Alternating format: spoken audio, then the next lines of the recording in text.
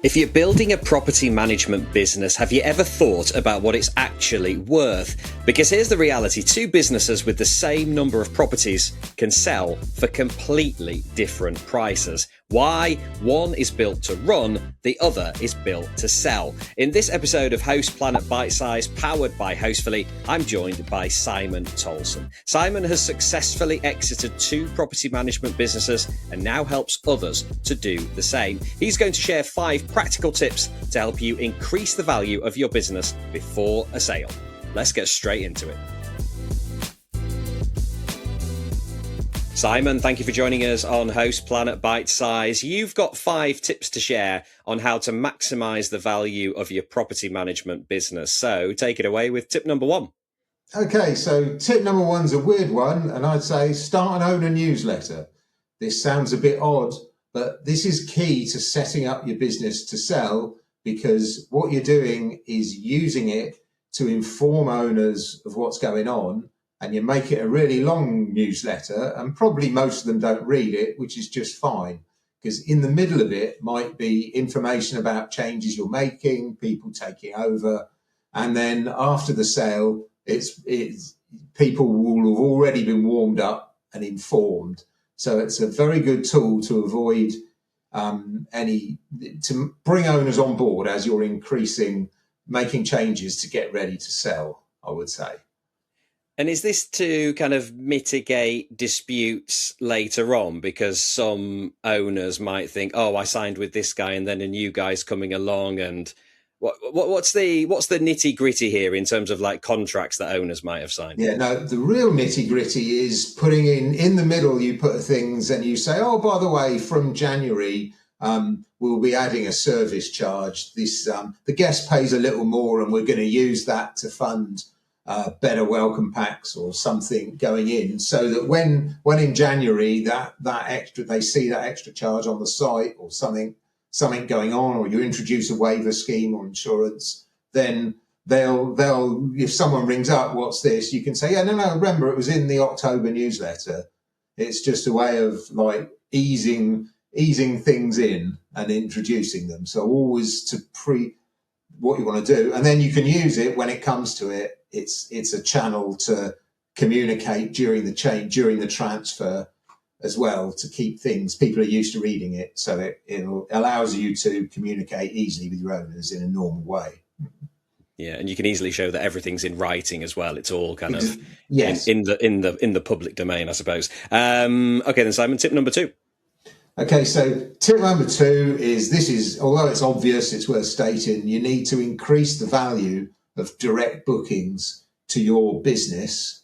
Now, this is another whole podcast, but you can do this in a number of ways. You can add service fee, you can do a damage waiver, you can do in cancellation work. And if you're a newer business, you can actually create your own OTA, which a lot of people do now, which effectively means you charge an additional 5 or 10% for direct bookings. This is what you can introduce in your newsletter, because the argument is you're paying 18% to Airbnb. Well, we want to cut that to 9 or 10%. And in order to do that, we're setting up this platform, we're spending a lot of money on it, and we're going to save you money. So you can quietly increase your revenue. And then you can use that revenue to drive more direct bookings using paid search or directory listings. So it's a virtuous circle. Create more revenue, use the revenue to create more direct bookings, to create more revenue, to create more direct bookings. That makes a lot of sense. And I know that you have a little bit of a bonus tip as well, which is related to this. Yes. So the crucial thing to do next is to make an accounting change. And what you need to do is to change how you recognize revenue, so that for direct bookings, the deposit is non-refundable. And so then you recognize all of the revenue, all of the commission on that booking on the day of booking, not the day the guest arrives. When you do that one-off change, what you'll do is transfer a whole load of revenue forward from one tax year to another.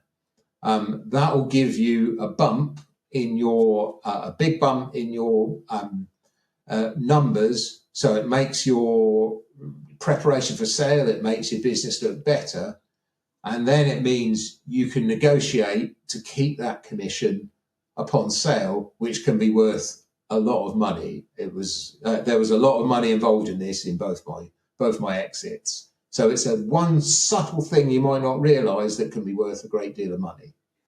Sounds like an excellent tip to me. All right, then, quick pause. This episode is powered by Hostfully. If you're looking to run a more professional short-term rental business, Hostfully gives you everything in one place, from state-of-the-art property management software to digital guidebooks that elevate the guest experience. If you're watching on YouTube, simply scan the QR code on screen to grab $500 off PMS onboarding and 30% off digital guidebooks for life. You can also book a Hostfully demo with Frank Bosey, who's a big friend of our show. All right, back to it, Simon. What's tip number 3?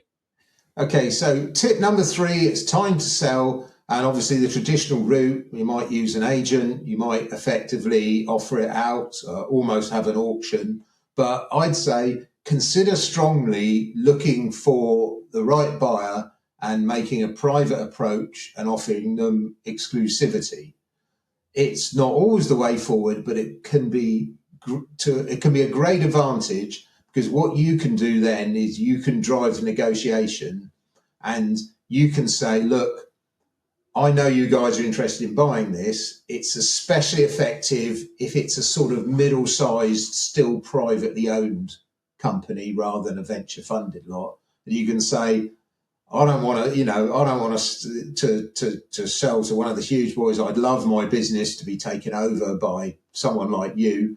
So you can have an exclusive run at it if we can agree terms, and we can go through. And what that means is then you can set the terms. It's not just the price; it's about the diligence, which is brutal in a sale, and it gives you a chance to control it. Yeah, so I mean, I imagine, when you are selling a business, one of the things you should expect is, obviously anybody who's going to buy it is going to go through everything, with a really, really fine tooth comb, just to try and get the price down a little bit. I imagine you've been through this process. Yes, very, very much so. The diligence can be, it particularly makes a difference as well. If you're doing a share sale, the diligence is much more intrusive because the purchaser is taking on any liabilities of the company. However, that's a better sale from a tax point of view for the vendor.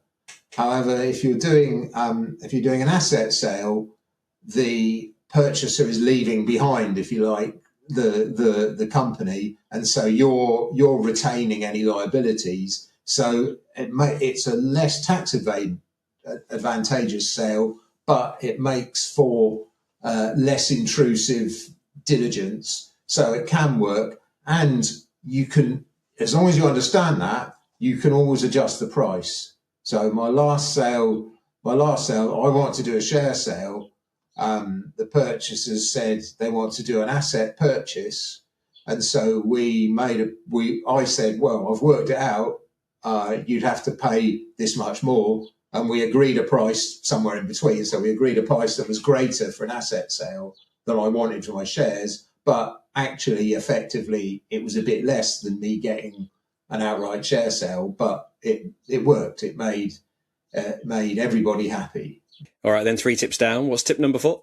Tip number 4 is get all your dirty washing out up front on day one, even perhaps before you get an offer. And this is super effective.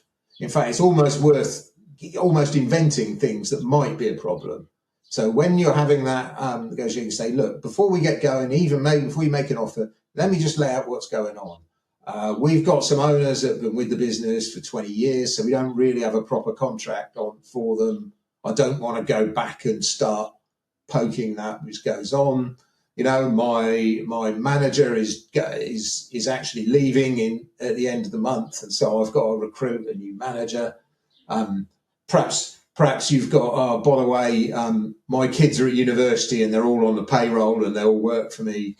whatever they might see, or we've got a shop, but the lease is actually due for renewal in 3 years' time, and we're probably going to get a rental increase because it's doing well. We are, but get a list up so it does two things. First of all, it really shows that you're a genuine person. It makes the purchaser feel like they don't have to scrape through everything. But crucially, it means they can't then use it to sort of drive the price down or to because usually these things end up getting balanced against something else you want.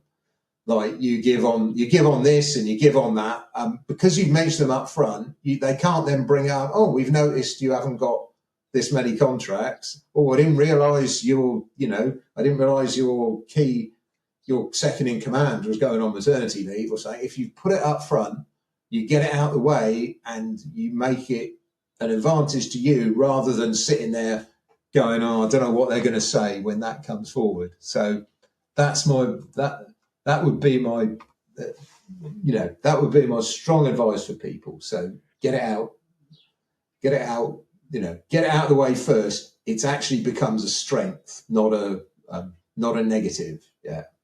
Yeah, sounds like very sound advice. I think potentially later on it can give you a little bit of leverage, can't you? Because like you say there, if you paint the picture and actually it's not as bad as what you paint it, then later on when there is a quibble here and there, you can see it's kind of that psychology, isn't it, on both sides. All right then, Simon, fifth and final tip, please.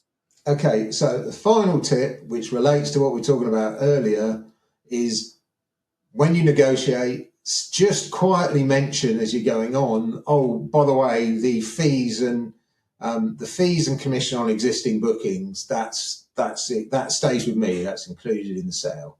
And it's something that can appear quite small, but it's very common. People, when they buy, usually want to complete towards the end of the year, just before Christmas. It's when the forward bookings are kind of at a minimum.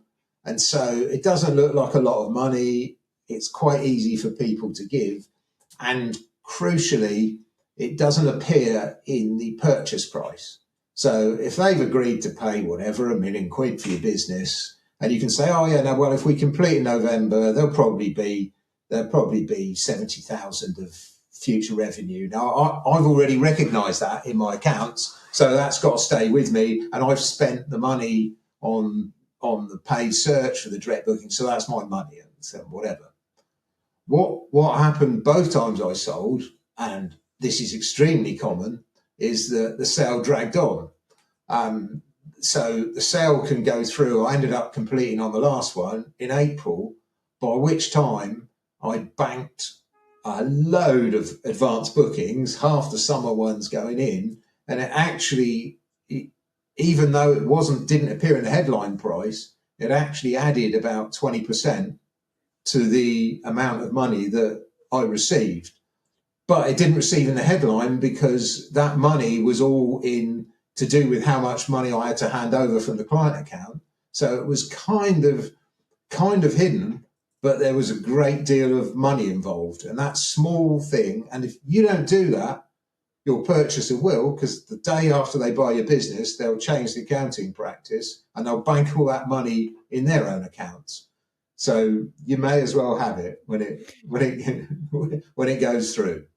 Yeah, really good advice. And I imagine there as well, there's an incentive for you to keep trying hard to get the bookings in, which is what everybody wants. You want to continue to have a successful business. And I imagine that might be helpful from a tax point of view as well. Yeah, well, it comes through, but you've actually hit the nail on the head more than you think, James, because what happens is if you think you're going to get a deal, then the economics of what you're getting paid for a booking change. So if in this case, once you're getting to January, if you're into January and February, let's say you might have in your head, I'm prepared to pay £100 a conversion for a direct booking in your normal business life. Well, if you know you're not going to have to deliver that booking, so you're just going to get all the commission and none of the expenses. Now the economy's changed, so maybe you can afford to pay £200 a conversion, so you can crank up your You can crank up your marketing, crank up your paid search, and have traffic coming from sources that convert less well, but they still work fine for you, because if your average income per booking is 500 quid, you're still buying £5 notes for £2, even if you spend 200 quid on it.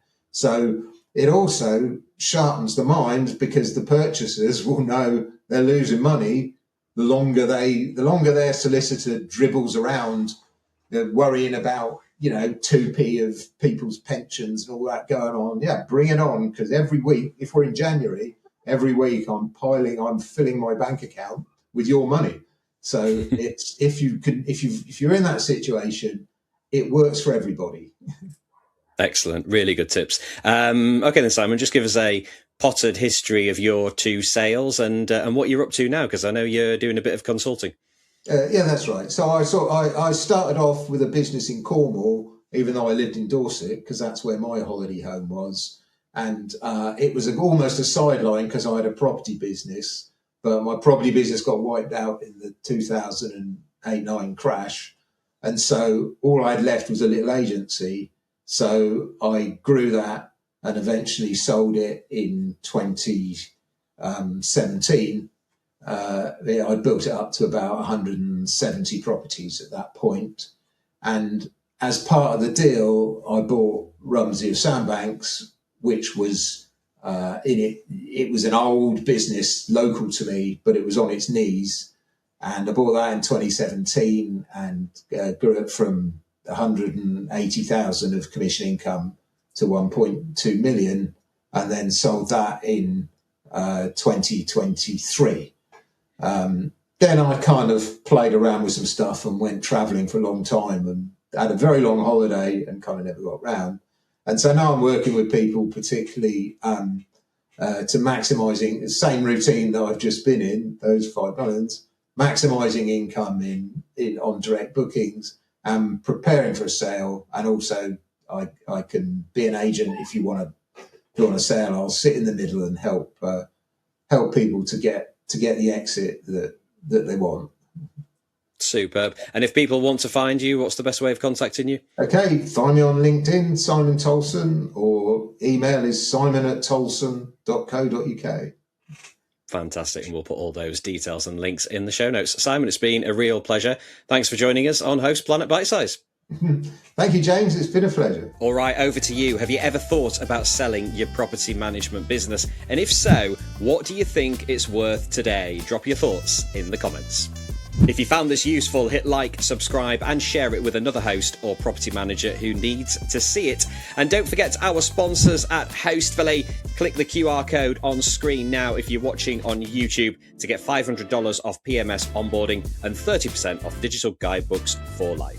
This is Host Planet Bite Size, powered by Hostfully. Until next time, happy hosting.